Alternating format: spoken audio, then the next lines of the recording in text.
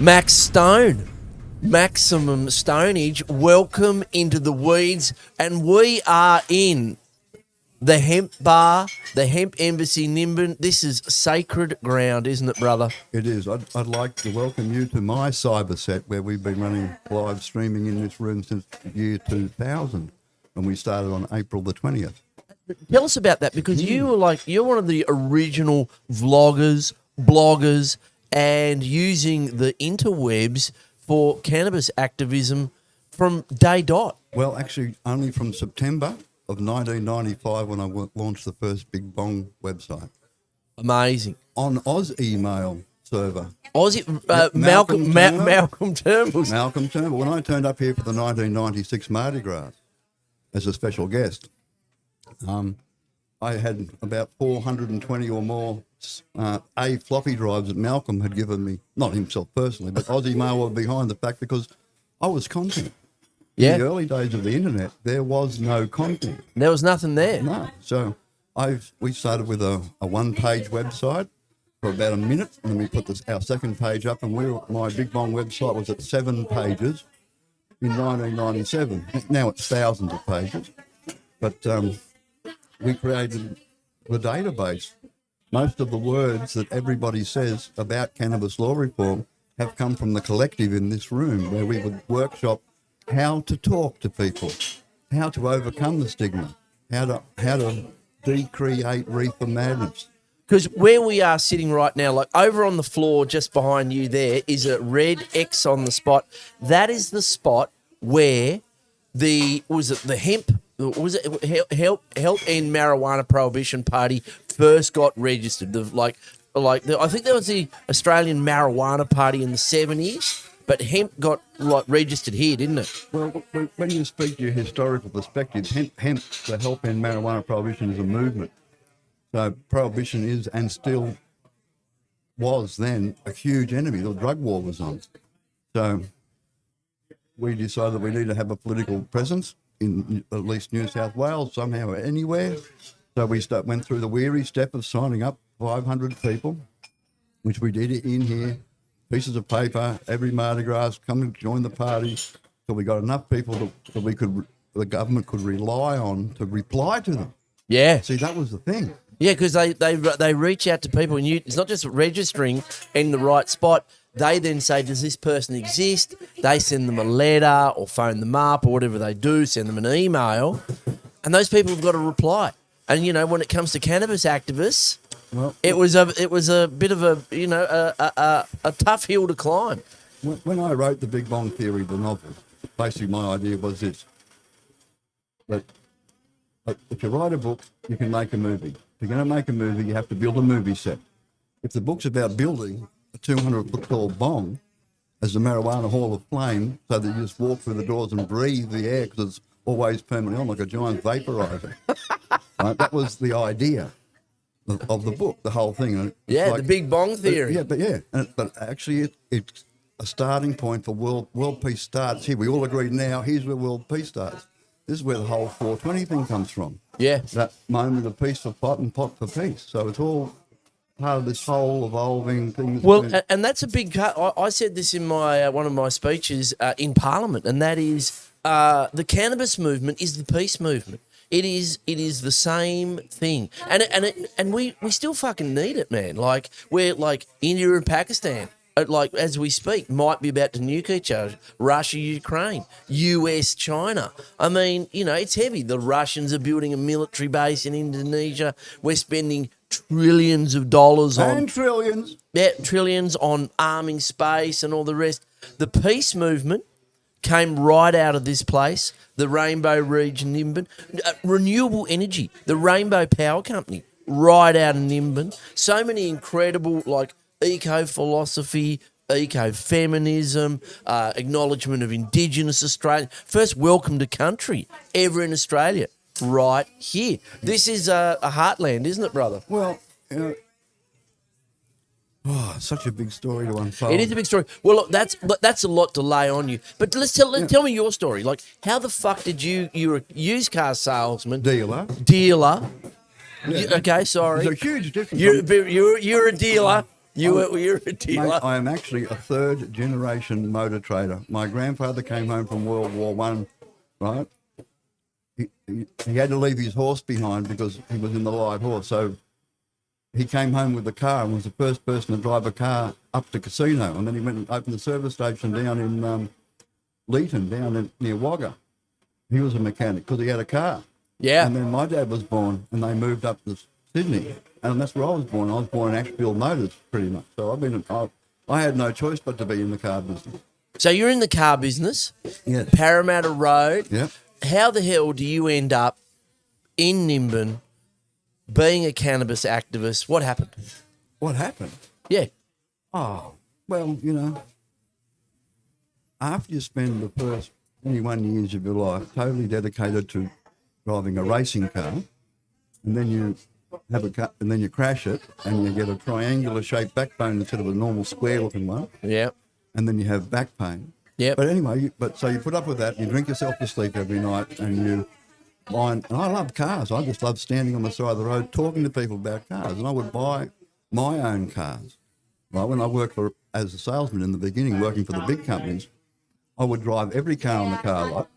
I would work out which was the best 10 cars on the car lot, and that was all I would sell. I wouldn't sell the other ones.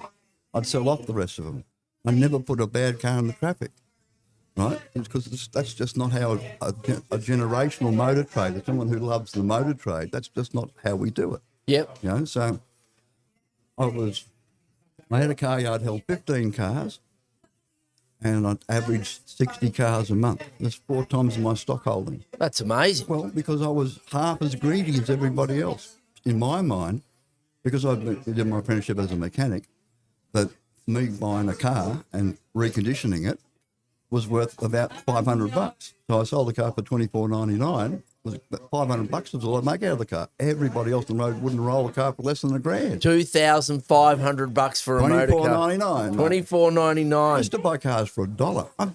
I dealt 2,000 cars in about 3 years. So you wheeler and dealer, bad prang, bad back, find cannabis. Yeah. Find Nimbin. But how did you end up here? No, I ended up just getting out of the whole business, packed a backpack, went over to America. I was actually going to England to sell cars, but I only made it as far pretty much as Dallas, and I stayed in Dallas, sold Chevrolets and hot tubs and hung out in that lifestyle. Selling Chevrolets and hot tubs. Yeah, well, first Chevrolets and then hot tubs later on. Hot tub salesman. Yeah, well, it was a lifestyle. I bet you it was. Yeah. In Dallas. Well, look, back then it went Paul Hogan, Mel Gibson, and then me. And I was the first real-life kangaroo that they met. But this was like the early 1990s. It was a good time to be alive. But one day, like a bell went off in my head, you got to go back home to Australia. You got to go back home to Australia. I was set. Yep. So I came back to Australia and I was telling everybody I'll come back to write a book. So all the people who I'd been in the car business with thought I was going to write a book about that. And I said, no, you're not interesting enough for a book. And then they said, we're going to write about your travels in America where you did this and did this. Stuff I'm not going to think about talking about. Whilst you were, hopping around as a wild colonial boy in Dallas, Texas. So I came, I'm not going to write about that because the statute of limitations, is a thing. You get deported. Well, look, they're still looking for you. No. I'll tell you the story later. But I came back to Australia and started to write poetry. I wanted to write a book, but I didn't want to write a book about my past or what I'd actually done. I wanted to write a book about something about what I wanted to do, and I was 33, 34. I didn't want to go back to selling cars because I'd done that, and I'd done it really well, and I'd done it better than everybody else had done it before, and done it honest and true, and all the good things to do about it as a motor trader. So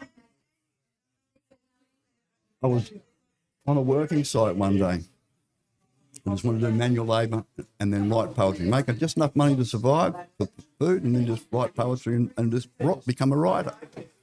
So figuring I had at least got enough life experience for then to be able to give a coherent opinion on the way the things may or may not be. So I'm sitting on the work site, and I'm lifting these buckets of sand up, and it's in Des Moines, so you got to be really careful and quiet, and I'm lifting up buckets of sand thinking, oh, what a day, So at morning tea time, they said, "Where are you from?" I said, I grew up in Nambucca, which I always say when I was in Sydney. So even though I was born in Sydney, I would always say from Nambucca where I did my formative years. So at lunchtime, when I'm half knackered, I'm thinking, geez, I wish I had a bong. And one of the other guys on the work site starts talking without saying my name first, so I'm not listening. He said, "Are you from Nambucca near Coffs Harbour where they got the big banana?" And as he said big banana, big, I wanted a bong. He said big, so he said big bong. That's where suddenly I thought, oh yeah, on the side of the Pacific Highway, if I built a big bong, right, everybody would stop. I'd be able to have a great service station out the front, maybe a couple of old cars to sell. But then the idea took hold of me, right, and got bigger and bigger and bigger. So the book that I wrote is flawed because it does not mention the internet. It's how you would do it in 1994, before the rollout of the internet. Yep. So anyway, I start telling people about the idea. Everybody says, "What a great idea! You should do it." So, and it is a good idea, but writing a book's not an easy thing to do. So I did it properly. I wrote poetry and I wrote prose, and I got the idea. I turned it into like a business plan and approached it from how I would do the whole thing.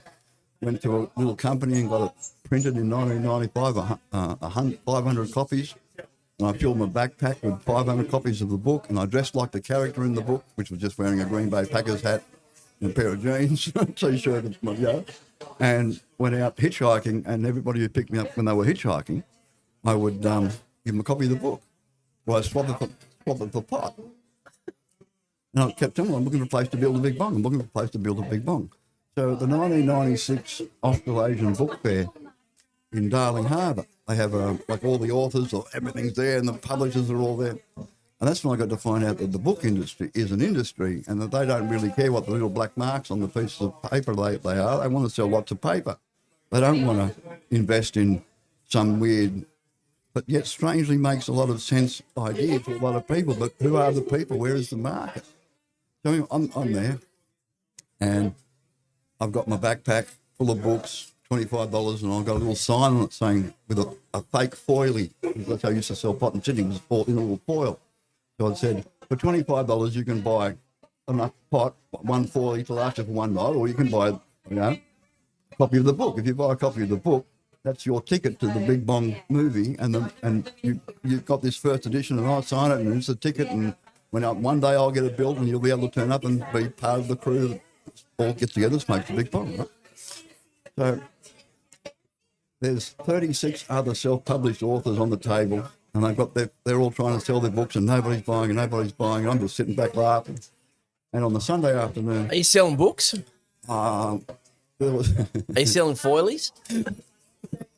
I was going outside a lot and doing on the first night, I said to the security guard, I said, "Mate, please don't let anybody, that's my backpack, I live out of it, all my clothes are unpacked in my brother's house, I'm living on a couch, that's my thing, I need those books, keep a good eye on it." And he went there and he read it, because it's only 100 pages. He read the book. He read the book, gave me the $25, and then I sold him another 50 worth of pot, I think it was. I'm not sure. But, it's not about cannabis, it's about peace, which is kind of what we've been talking about, how this is the peace movement. So there was another guy there trying to sell his book, which is one of those, I wasn't a journalist, but I still got almost caught and banged up in a prison type cathartic, therapeutic novels. And he would say, "If you're such a good salesman, why haven't you sold any books?" I said, "Well, you just haven't seen me selling any books, mate. That doesn't mean I haven't sold any. You just haven't seen me, because." I said, "All right, I'll tell you what, I'll show you what's selling it." So then I just started actually busking the books. You in the yellow shirt, you look like you're a pot smoker. You, come over here now. Because where we were sitting, just across the aisle, is Hinkler and Hock, and they've got 3 Stephen Kings for $10. The reading public that turned up to this, they were there just to bulk up with books, stories to distract them from their life. They didn't want to find a template for a new way of thinking, which is basically what the whole story is, So this guy turns up, just, "Mate, that's exactly the thing that we want to put on the internet. That's exactly the thing, have you even heard about the internet?" I said, "Well, yeah. We've got half a site marked up already. But we're just trying to work out the last things to do with a friend of mine here in Sydney. And he said, oh, no, you got to come with us. And his name was Damien Hocking. And he was working for the Internet Resource Centre in South Australia, who were serving their content from Email, because it was the only server that you could actually put a website on in the first instance.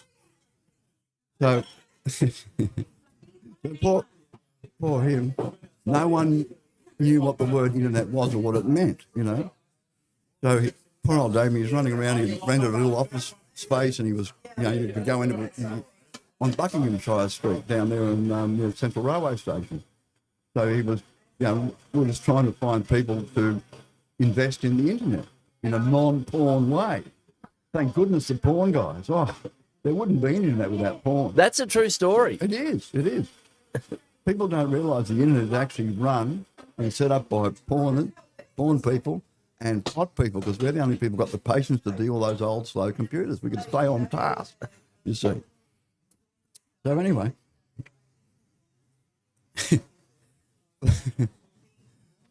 no one knew what we were talking about. I used to have to say to people, look, the top 1% of the most influential and powerful and rich people on the planet have had the internet for years. You need to get on. You know, I was involved with a group of people. We had a container of modems coming over, right? And that container fell off the boat. And by the time the second shipment arrived, the next generation of modems was coming out, but it was moving even faster. You know, But anyway, when I signed up the contract, when we made the first Big Bong website, part of the contract was that every 2 weeks I had to supply them with what was called a reality update, so people knew how it was going along. So I spent 2 years hitchhiking around Australia, writing blogs at least every 2 weeks. I've just been in Invermore, I've just been to the Mardi Gras, I've just been, this is where we're up to, And this is like one of the very first blogs. Or this wasn't a vlog. This is one of the very first blogs in Australia, wasn't it? The first. I had content. Yeah. Content is king. So I am in the late 90s. I had all of the pot traffic on the internet in Australia and around the world coming through this website address, this Nimbin Hemp Bar. We started here as nimbinaustralia.com/hemp bar. And later on we got nimbinhempbar.com. But we first we built Nimbin Australia, and then we built the whole complete structure with essays and poetry and performance and links to companies, and built our own network. So and is it in doing that hitchhiking for your book that you ended up in Nimbin? Is that how you ended up here? I mean, when was the first time you came here? First time I came here was 1996. It was Easter in 1996. I was on the corner of Cleveland and Abercrombie Streets in Surrey Hills.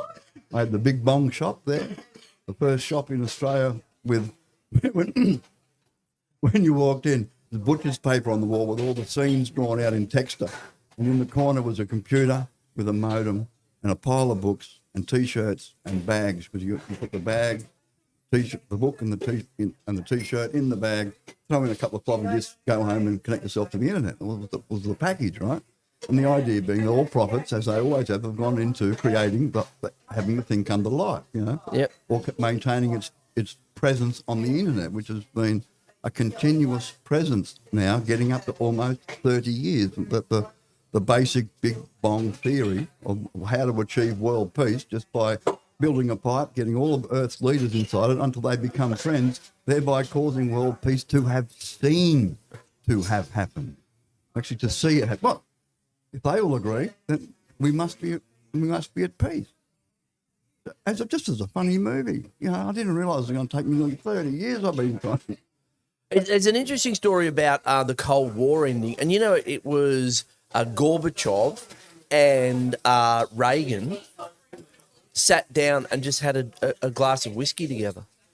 That was what happened. They were at each other. They were, you know, like there was this glasnost and perestroika, and they were sort of calming down a bit.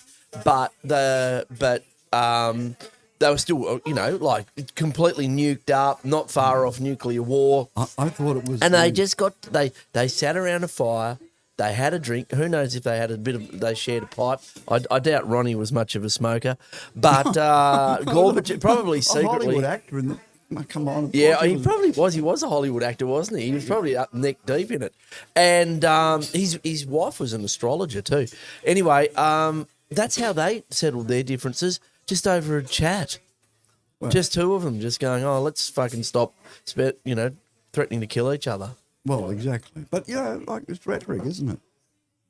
It was really the accountants who came to Gorbachev and said, we just don't need to keep painting half of Germany in 3 different shades of beige. We don't need to pay all those troops to stand around there doing nothing. It's just we can't afford it. We can't afford it. We're going bankrupt. Yeah. The Americans have won. Well, no, they haven't. They've lost. Everyone who invests in that, you lose. Well, ultimately, all guns on earth point at each other. We're lucky that we live here in a part of the world where peace is the normal state of mind. Yeah. And there's no revenge cycles going on around us, and we don't have to worry about being blown up in the streets. And that's what makes this beautiful life raft of this great southern land being what it is. It's a life raft. So you're in Nimbin, 1996. Well, turn up. You're an activist. No, we're still on the corner of Cleveland and Abercrombie Street. You're Cleveland and Abercrombie, but you've been up here. No, I haven't been up here. You haven't been up here yet? No. Well, tell us. So there I am. No one's coming into the shop. The real world of Surrey Hills think I'm a cop. The cop's got no idea what's happening. I've got no pot to sell. Everyone who comes into the shop, I ask them, do you know where I can buy pot around here? What kind of a godforsaken place is this in the city? But nobody turned up, But it was the same price to rent the shop as it was to put up one billboard. So I don't know, I'm halfway through it, got no more, money, everything's entrepreneurs invest in merch and they've got no fluid cash. Once again, a guy turns up with a poster and says, you need to call Bob Hopkins because there's a Mardi Gras on and they need you up there. His name's Juan. So I called up Bob and I said, yeah, merch, blah, blah, blah, blah, blah, blah, blah. And he goes, yeah, sure, come up. So I hitchhiked up with the books on the back and the T-shirts and just turned up in town. And they told me there'll be a computer in town that we'll be able to feed the disc into and get internet. And they'll have somewhere nice for me to, comfortable to stay, like VIP, blah, blah, blah. So I turned up and no. There was a computer in town and it's a Linux machine over there in the Nimnet, which has been found like at the very, very beginning of the internet. That computer started running. So just not coming over here. There's no computers. What are you talking about? And they said, and sleep over there in the corner. And they put me down the bottom downstairs. Big rats running all around the place. 20 hippies in the other offices there. 20 hippies sitting there all sleeping and farting and laughing. And it was such this family was here. These people were under the pump. They were downtrodden. They were like, I'd never even heard of Prohibition. It hadn't existed in my life. Cannabis was in it. My brother smoked pot. Everyone used to smoke pot. Recreational, being cool. Nobody made a thing about it, but they were of a societal class where the police wouldn't automatically go, oh, look, you haven't had a haircut. You've probably got something on you, which is what the policing was like back last century. So it was they told me about Prohibition. Now, I'd already come to found out that you can't make a major motion picture or even a minor motion picture without completion insurance. You can't get investors, the producer can't get investors to produce the film without completion insurance. And I realised that no insurance company on planet Earth would approve a policy to build a highly illegal 200-foot tall bomb. It was totally stopped. So I had to find a way to change the world to make you see the loop I got stuck into. It's like a whole complete time loop. And so I turned up here and everyone absolutely loved the thing, but this is the counterculture. This isn't it might look like that Nimbin's all about pot, but it's not. It's about the counterculture. Because what happened was, when Aquarius came here back in 73, all of the people who would have been the left of the right and the left of the centre and the left of the left, they all came up here. This is where an alternative movement started, where it was all about living with nature, not ripping and that kind of thing. The first area to stop rainforest logging, the first area that we stopped the gas pipes. So many things, as you were saying earlier. The Bentley blockade, Exactly. first place to renewable energy, solar power. Yeah. The Rainbow Power Company, solar power, developed here. Some of the first solar power companies in the world. First sort of real, serious engagement between, whites and Aboriginal people. Well, exactly. Well, when the hippies turned up, they were in the same boat as the Aboriginals were. They were like, hippie bashing was a thing. Yeah. When we took the big joint to Sydney in 1999, we had police protection around us, not to spy on us, but to protect us in case rednecks turned up to muck around with us. You know? So the whole issue, because we were doing what we did in here in the hemp bar, with total transparency on the internet, when the police and the government would come to do their due diligence about what it is that they were doing, they had to read our prose and now understand what it was that we were doing. Yep. And when something is genuinely right, the individual can see that and they can say, well, hey, this is actually a force. It's like what happens to the police who come here. They come here from an outer area with how they police in those environments. And they come here and they drink the water, they breathe the air. Breathe the air in here. They see the grey water drains and they see there's a wallaby hopping around and they hear the sandbird song and they realise that the people who they thought were dirty hippies are exactly the people who they joined the police force to protect. Yeah, community. And trying to do good things. Now, not just consume.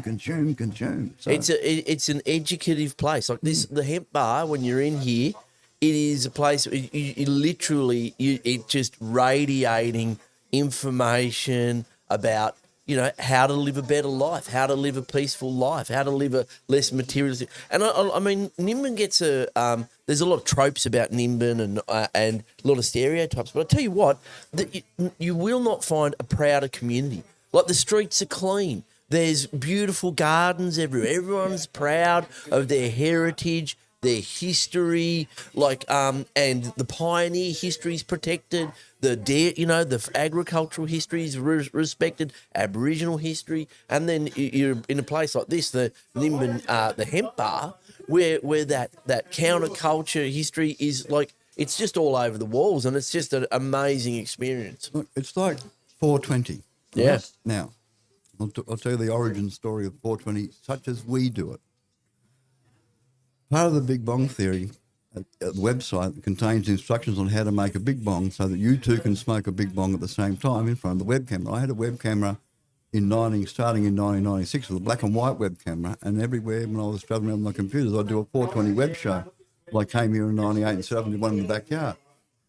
So I had amassed an audience of people who would all come and smoke pot with me at the same time, right? And I needed, what time is that? Yeah. So I was marking up a web page looking for a good time to light my big bong peace pipes, a global smoking time. What time would it be? And Cannabis Dave, the old registered officer of the party, I said to him, mate, what's a good time for you to meet me up every Sunday? Because he's like the only other person that was in contact with the activists at the time. He was in Victoria. And he said, between 4 and 5 o'clock. So I've got the web page in front of me. I write a 4, double dot, and then in my mind I go 00, 01, 02. I'm starting to count through what's a good time. Then I saw 42. And being an avid hitchhiker's guide of the galaxy, I thought, 420, that's the perfect time. The meaning of life, the universe, exactly. And everything. I get that. I get pick this time, and I get that whole thing for free at the same time. So that's why I came to 420, but not as a time to hide away like you're some cool high school kid and smoke pot. Yeah. As a time to get out loud and proud and show that you're smoking pot. And that's what it is now. 420 family. It's a global phenomenon. So all the people who invented 420 everywhere else, okay, were on a different wavelength to the total transparency that we did here, where it was everybody's political right to smoke cannabis at 420, which we started. Even though we opened the hemp bar in December of 1999, we didn't turn the web camera was up where I live, outdoors, shining on the hemp crop, like showing this is the pot we're going to take into the hemp bar to go for 420. Right? This is like the thing. So we waited till April the 20th until we turned our web camera on. People saying, "Why are you doing it on April the 20th?" So don't worry, this probably won't make sense for 10 years, but it's 42, man. It's 42. Yeah. We then, every day, was the point of the whole day was to smoke pot, talk about pot, tell people at 420 you're going to get a chance, it's when the audience will be here.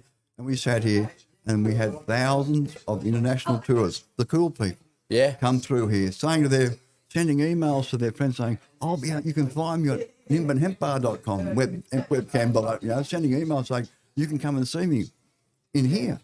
And at 420, the room was filled with smoke. And we did this for like 8 years, 420. And this is plus Mardi Gras, 420. So Mardi Gras is the big annual event every year, first weekend in May. It's been going for 33 years, out and proud about, and not doing like apologetically about pot, but saying this is an incredible medicine, herb, part of who we are, loud and proud about it. And at a time too, when the cops were super heavy, weren't they? Yes. This was an area that used to get raided with helicopters, four-wheel drives, jackboots, dogs. The people dragged off, bashed. It was really now there's very little police presence, but not so long ago it was it was getting absolutely squashed, wasn't it?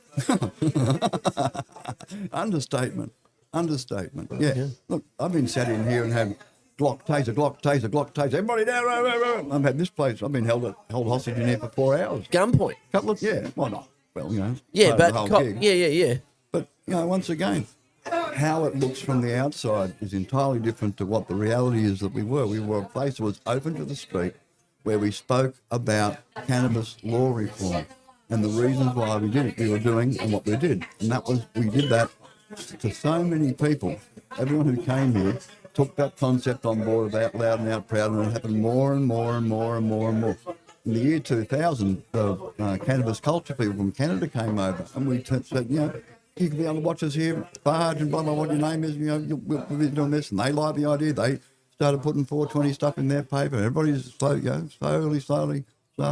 And now I watch Hollywood movies and TV shows, and I see them purposely putting 420 into things. Yeah. And that, right, is another little subliminal stitch in the tapestry of world peace.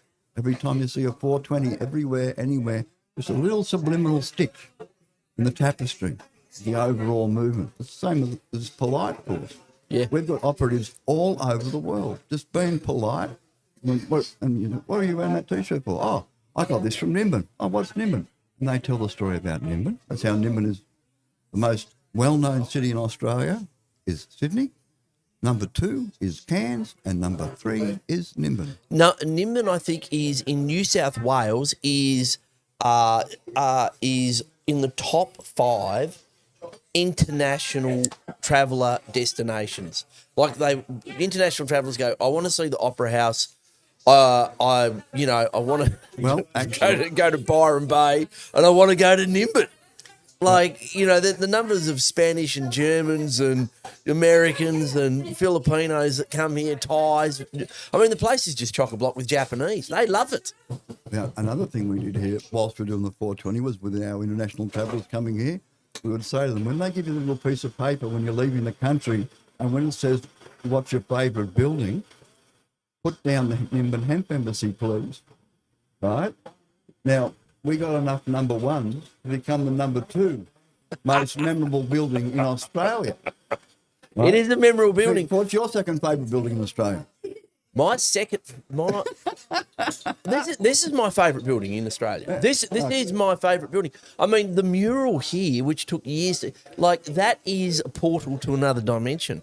If you sit here long enough and stare at it, you just end up in another universe. But it's an amazing, and the vibes here. The wabi sabi, it's just got a patina, a weathering. It's got a resonance, this place, which is like this staunch, long-term, educative resistance. Just imagine being a member of the #1 best high-quality SWAT squad in New South Wales, and being stuck in this room with me for 4 hours, mate. Huh? It'd be transformative for sure. It'd be mind-altering. Well, what you look around and all you can see is hard work and commitment to a good cause. Yeah, the verbs on the wall, you can't see it from here, but on the wall just here, like punters, the wall is just covered. We're going to be here all weekend, but the wall is just covered with articles. I hadn't told you. A billion verbs about like weed, peace. You know, what you haven't told me? I'm here to hijack your podcast. We're going live for all of Mardi Gras. Are we? From here. We're going to run the Mardi Gras from here. All the important people in cannabis law reform will be sitting in this chair over the course of the next 2 days. That's the plan. Right, until we get to see our people elected, particularly in the Senate. Right? Well, we're recording this, aren't we, Max, with the election tomorrow. And, like, we've gotten fucking organised. We're like, you know, people go, the other thing too, the useless trope about hippies and about cannabis is that we're lazy. We don't get shit done. It's the absolute opposite. The hippies and they're hyperactive. They're always doing stuff, building stuff. They're active. They're talking. Like there's no one here like lounging around doing nothing. Everyone's creating something, building something. There's colour, there's movement, there's a whole lot. And as a political party, we've gone, okay, let's actually fucking really have a crack at this. Change the name to Legalise Cannabis, and bam, we're fastest growing political party in Australia, if not ever. Yeah, like we're like we've got five. We're 4 MPs now. We're a chance to win a senator or two tomorrow. No, it's an in. We're getting people in. We're getting people in. I'm in. We're in. Yeah. No, you're already in. Hey, Graham, how are you, mate? You're already in. I'm in. You're already doing... I'm a senator. It's unbelievable. And you are fulfilling your primary purpose, which is to say the word cannabis out loud inside that house. I do it all the time. Yeah. I waved a bud around in Parliament. Yeah. I just got a bud out and said, there it is, don't be afraid. And the thing is, what I see is there's no pushback because it's such it's a well-developed, well-articulated, reasonable, rational proposition that prohibiting this plant and prohibiting the movement that comes out of it is a super stupid idea. It just it hasn't worked. It will not work. It's inevitable that reform will come, and there's no pushback because the sort of moral panic's gone. And my theory is it's because with medicinal cannabis becoming legal, all the straights and a lot of the conservatives, maybe in upper classes, the cannabinoid deficient. Yeah, the cannabinoid deficient. Those people are on it for their back pain, their MS, Parkinson's, cancer, whatever the fuck it is. They're now on it, and they know someone who's on it, and they're going, this shit works. You know, I was on opiates, now I'm on weed. I'm much better. Like the number of people in Sydney that are just gobbling down those gummies is ridiculous. It's ridiculous. It's entirely appropriate. And they're not drinking as much. They're getting off, eating shit food. They're going, oh, I'm happier. The whole thing. See, the trouble, one of the problems is with the people who have been doing all of the lobbying, is they all try to sell the idea when all you need to do is tell the idea. It is the most beneficial plant known to mankind. Yeah. For the longest amount of time. It's like we evolved alongside it. That's right. We actually have an endocannabinoid system. We actually produce in our own brains cannabinoids. We've got cannabis receptors. Like, we are designed to receive and function with this plant for a whole range of different reasons. Incredibly good for us in terms of, like the hemp seed and like the plethora of things we can do with the plant. And things are really changing. One of the big things that we've really pushed is normalising hemp as a crop. And just this last 2 weeks, I don't know if you know this, we managed to get the state government to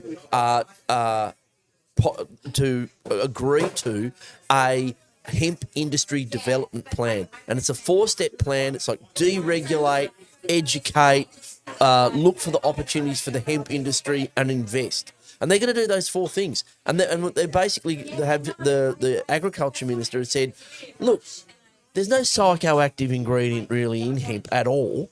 So we should just normalise it as a crop. And the industry that's really interested in hemp now is cotton, big cotton, because they see it as a rotation in their agricultural sector. They've got all the machinery that grows it like cotton anyway that can be dual purpose with wheat and with hemp and whatever else they're growing. And they also have a very similar processing, like logistics and processing operation.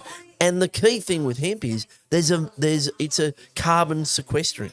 So that the carbon that it ends up in the soil is great for the rotations of wheat and cotton that then come, and they can then say we're sequestering carbon through this process in terms of the hemp, the roots that get left in the soil, and then the hemp that gets turned into products that sequester carbon for decades, like fiberboard, hempcrete, paper, textiles, etc. and so forth. So there's a real revolution coming, not just in terms of cannabis for human consumption, but the hemp industry as well, which you've been, Well, every word that you've just said, I wrote in 2000.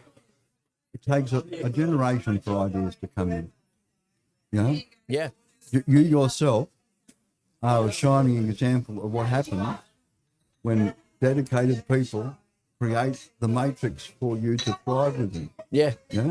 And I really do feel that. I feel like this, I feel as a product, I was born in 1973. I'm a child, like my parents were, hippies in Tasmania. But I really do feel like that this is, like I'm a product of that education, of that environment, of that, and a enormous honour and privilege to be part of this, like, awakening. It really is. It's a different perception of the world. It's unique to, like, Australia. It's one of the key things Australia has given to the world. Look, depending upon the month you were born, you're an XYGT, mate. What's that, mate? XYGT. Yeah. But isn't that a falcon? Or Of course it is. Yeah. XYGT. I think those things sell for about $300,000 each now. I used to buy them for $1. No. Well, yes. Those fucking cars, man. Those things are like hen's teeth. XYGT. Unbelievable. Yeah, I know where there's a couple. Do you? Of course I do. No. I'll tell you something else I know. A barn find. Don't tell me. I know how to tell 100% whether the car I'm looking at is actually a GT HO. How? I'm not going to tell you. It's worth $100,000. Is it really? There's a secret. Is there a little burr on one side of a bolt or something like that? Something like that. Yep. Yeah. There you go. I work with people who sold them brand new. Well, mate, I sold performance cars in Sydney on the Parramatta Road all throughout the 1980s. But all of that I'm a specialist in that. Well, you are a specialist. Yeah. Max, you are a specialist. I really appreciate your insights and for you coming on into the weeds to have a rave to us. Had the first of the raves. There'll be more of these. There'll be more, I'm sure. You'll be back. We're going to run Mardi Gras through this. We're talking terabytes. All the really interesting people are going to come. Mardi Gras is going to come right through here. Mate, that's what we thought. What better place to bring the podcast, because all the interesting cats are all here. We want to talk to. We want to build an understanding out there, you know, in the internet, in a new generation of how big this movement is, how it's a uniquely Australian movement, and how it intersects with the peace movement, environmentalism, you know, just changing attitudes to women, Aboriginal Australia, you know, all of these things that, you know, our generation are benefiting from. Those things came from here. Those things really did come from here. You know, the powerful forces really tried to squash it, but staunch guys like you, this community, have just resisted, persisted, and flourished, and we're all the better for it, man. Well, the metaphor to keep in the mental image to have in your mind, right, as an XB, you could be an XB Falcon. Right? But if you were an XB Falcon, you remember the famous finish with Moffat and Bond, 1-2 across the finishing line, and Moffat's car was losing oil. Bathurst, right, and they came 1-2 across the finishing line. This has been like a Bathurst. We have been on this long, gigantic, multiple year, and we're about to go past the finishing post. This is the election cycle. This is the last election cycle that's going to be done on paper. The next one, in however many times, will be online. Yep. It won't be on paper. We probably won't even need to actually go and tell the government how we vote, because the artificial intelligence will tell them. We'll have precognition. Well, it'll just go, these people, it it'll just knows go. how we're going to vote. Yep. Facebook knows what the election is going to be in their demographic, because keep in mind, Facebook is for the old people. Yep. And you've got different, like Instagrams, and then you go down to TikTok. And it's the same way with the elections. All the major parties are all pitching their policies and everything to people born before 1981, which is the minority. Yeah. They've convinced everybody that they're both liars. This is going to be a rather interesting election cycle. It could be the end of the Liberal Party. They might get nobody elected. Right? They might get nobody elected. I think Peter Dutton's in trouble. Albo's in his electorate today, campaigning there, and I don't think Howard lost his seat when he got voted out. So he lost Ben along, but there's never been an opposition leader lose their seat in an election. So wouldn't that be good if the Spud, the butt plug, got voted out? No, he stands a chance, doesn't he? He does. You know, as you know, there's the person and there's the politician. Yep. Right? Now, the fact that he's a Darth Vader, right? Yep. And we're the Jedi. Mate, that is a good analogy. Yeah. We're using the Force, and we're irrepressible because it's a force for good, mate. Like, people go, hold on, like, you know, this area, like, they haven't been able to suppress the plant. They haven't been able to suppress the community. And what's been the result after 50 years? And it's a flourishing. It's a beautiful community. It's full of art. It's full of interesting people. It's like, people want to live here. It, like, really, you know, it's all counterculture. Yeah, it's a counterculture, and it's world famous. Like, Byron Bay is Byron Bay because of the hippies that lived up in the hills. You know, we've got people remember the 1970s. Byron Bay was a whaling station. You know, they were dragging massive mammals up on the beach and carving them up. And it was a bit of a redneck wonderland up here. But they're still dragging whales, mate. They're called tourists now. It's so fake over there. It's so fake. I know. We've got all the influences and the boutique hotels and the $30 million mansions, and people, you know, they've missed the point. They've missed the point that, and the point is that this incredible plant, these incredible people coming together, educating, informing, resisting, have really changed Australia, are going to change politics, change our economy, and it's all down to brothers like you, man. So I really appreciate you, the work you've done over decades, the Big Bong theory. I fucking love it, man. Well, it's only a matter of time. It's only a matter of time. I can imagine the big orchie, Albo opening it up. We'll get a grant. Albo's probably not going to be around. No. You know, the world leaders who are inside the Big Bong and the people who are in it are the world leaders. Yeah. So in nothing that I write do I ever talk to who the Prime Minister is, none of that, because I'm on my 5th or 6th Prime Minister, my 10th Premier.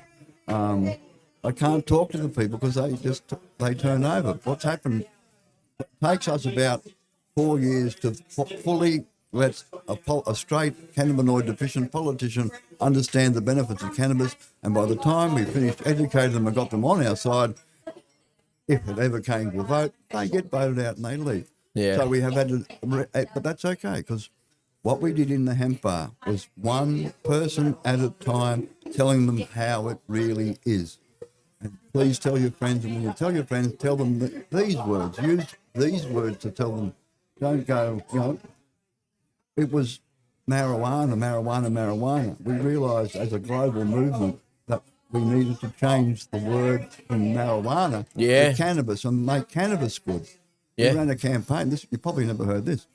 There was a thing called the Media's Awareness Project, which is part of the Drug Sense organisation, and I'm the Australian editor, and my job was to read newspapers, type those stories into the internet and save them. And then we made a little robot to come and find the news stories and all that thing, right? But we wrote letters to the editor and put them in every major, like the Washington Post and places like that, where we could get 3 inches of newsprint cannabis good story.